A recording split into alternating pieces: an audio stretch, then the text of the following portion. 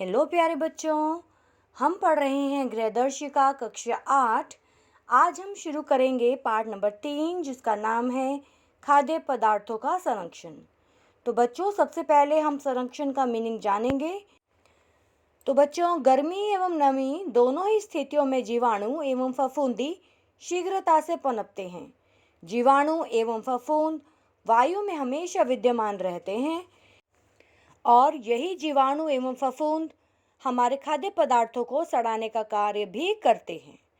यदि खाद्य पदार्थों में इनके बढ़ने पर नियंत्रण पा लिया जाए तो भोजन को सड़ने से बचाया जा सकता है और यही नियंत्रण भोज्य पदार्थों का संरक्षण कहलाता है, मतलब प्रिजर्वेशन। तो आइए बच्चों, इस पाठ के हम प्रश्न उत्तर करेंगे। शुरू करेंगे अभ्यास प्रश्न से। सबसे पहले आते हैं वस्तुनिष्ठ प्रश्न। इसी में 1 है, सही मिलान करिए।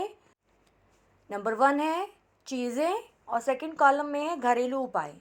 तो हमें मिलाना है। सबसे पहले आएगा दूध। घरेलू उपाय क्या है? उबालते हैं। हरा धनिया, गीले कपड़े में लपेट कर रखते हैं। थर्ड है प्याज लहसुन, नमी से बचाकर खुले में रखते हैं। चलिए चलते हैं प्रश्न नंबर 2 पर। निम्नलिखित वाक्यों के आगे सही अथवा गलत का चिन्ह लगाएं। क है 0 अंश सेल्सियस तापक्रम पर जीवाणु सक्रिय हो जाते हैं, गलत है। ख है परिरक्षण विधि से मुरब्बा, जैम एवं जेली बनाकर सुरक्षित रखते हैं, ये सही है। फिर नेक्स्ट है अति लघु उत्तरीय प्रश्न में क है फ्यूमिगेशन विधि में किस चीज़ का प्रयोग करते हैं? तो उत्तर देखेंगे बच्चों। फ्यूमिगेशन विधि में कार्बन टेट्राक्लोराइड, इथाइलिन डाइब्रोमाइड तथा इथाइलिन ट्राइक्लोराइड जैसे रसायनों का प्रयोग करते हैं। फिर है ख शीघ्र नष्ट होने वाले पदार्थों के नाम लिखिए।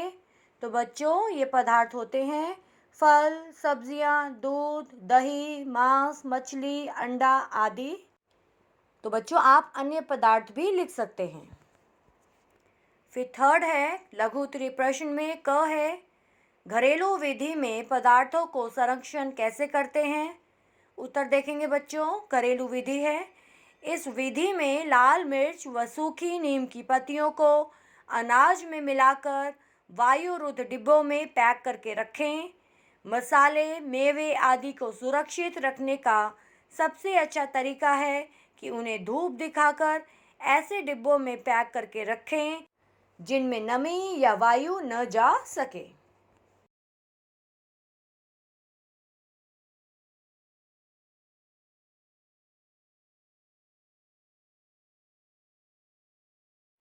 फिर नेक्स्ट है ख हिमीकरण विधि क्या है? हिमीकरण विधि को कहते हैं मेथड ऑफ फ्रीजिंग। 0 अंश सेल्सियस या इससे नीचे के तापक्रम पर जीवाणु या फफूंद निष्क्रिय हो जाते हैं। बड़े बड़े शीतालयों में आलू, आम, सेब जैसे खाद्य पदार्थों को इसी विधि से बहुत दिनों तक संरक्षित करके रखते हैं। फिर है नंबर 4 दीर्घ उत्तरीय प्रश्न है ये। क है भोजन बर्बाद न हो, इसके लिए आप क्या करेंगे? तो बच्चों, भोजन बर्बाद न हो इसके लिए हम निम्नलिखित उपाय कर सकते हैं। नंबर 1 है आवश्यकता के अनुसार ही भोजन पकाएंगे। नंबर 2 थाली में आवश्यकता से अधिक भोजन नहीं लेंगे। नंबर 3 यदि भोजन बच जाता है तो बचे हुए भोजन को गरीबों में बांट देंगे तथा पशु पक्षियों को खिला देंगे। इस तरीके से हम भोजन बर्बाद करने से रोक सकते हैं।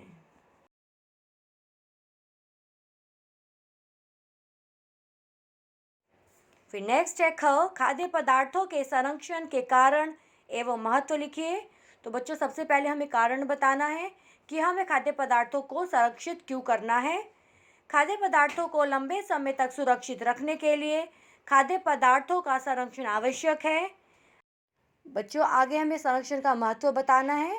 खाद्य पदार्थों के संरक्षण के निम्नलिखित महत्व हैं। चलिए नेक्स्ट पेज पर देखेंगे। नंबर 1 पॉइंट है खाद्य सामग्रियों को घुन, फफूंदी एवं अन्य कीटाणुओं से सुरक्षित रखना।